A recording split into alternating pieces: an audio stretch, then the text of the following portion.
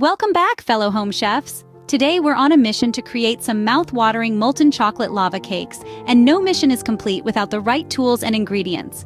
So let's gather everything we need to ensure our baking adventure is a success.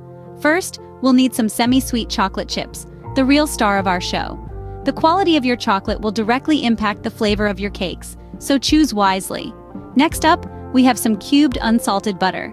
This will give our cakes that rich, buttery flavor and contribute to the perfect soft and moist texture.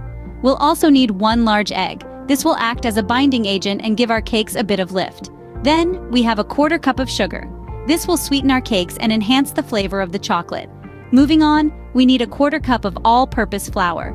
This will provide structure to our cakes, ensuring they hold their shape while baking. And last but not least, just a pinch of salt. This might seem like an odd ingredient for a dessert, but this little touch of salt will actually enhance the sweetness and richness of our chocolate. Now that we have all our ingredients ready, let's jump into the preparation. Let's turn this assortment of ingredients into a delightful treat that will make our taste buds dance with joy. Stay tuned for the next scene where we'll dive deep into the process of creating our molten chocolate lava cakes. Let the baking adventure begin. Our first step is to preheat the oven to 425 degrees Fahrenheit. 220 degrees Celsius. While our oven is warming up, we'll start the preparation journey of our molten chocolate lava cakes. First, we'll need to melt our semi-sweet chocolate chips and cubed unsalted butter. We'll use a microwave-safe bowl for this, stirring every 30 seconds. It's essential to make sure everything is melted smoothly into a rich, glossy mixture.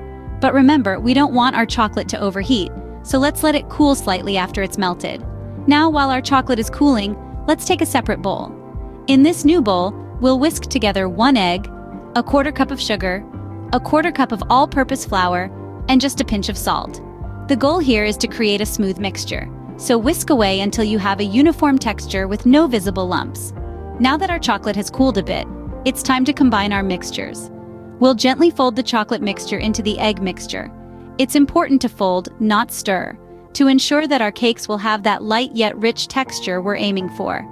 Continue to fold until the mixtures are just combined and try to resist the temptation to overmix. We're almost there. Now let's take our batter and divide it evenly between 2 Ramekins or oven-safe mugs.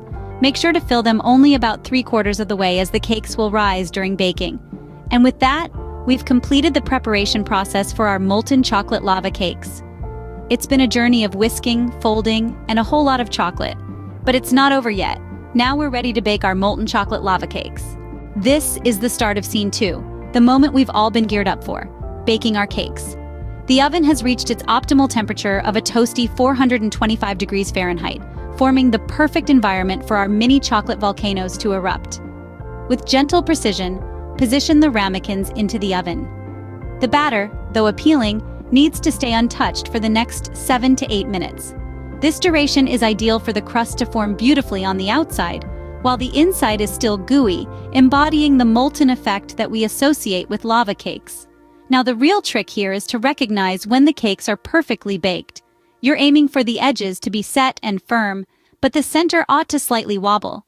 As soon as you witness this, it's the cue to remove them from the oven. Allow the cakes to cool for a minute. This cooling phase is crucial. It permits the cakes to finish baking from the residual heat and solidifies the structure, simplifying the following step. Now we reach the amusing part, turning the cakes onto a plate. Be delicate, yet prompt. It's imperative to retain the structure of the cake, ensuring the molten center doesn't leak out prematurely. Finish it off with a scoop of vanilla ice cream if you're in the mood for some indulgence. The cold cream melting into the warm, gooey chocolate is a dessert pairing made in paradise. A handful of fresh berries provide a burst of color and a sharp contrast to the rich chocolate. And voila! A straightforward, speedy, and incredibly delectable dessert that you can rustle up in no time.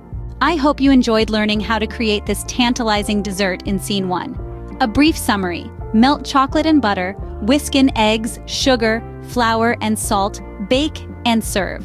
Remember, the most exciting part about cooking is experimenting and personalizing it, so don't hesitate to experiment with new ideas. Happy cooking!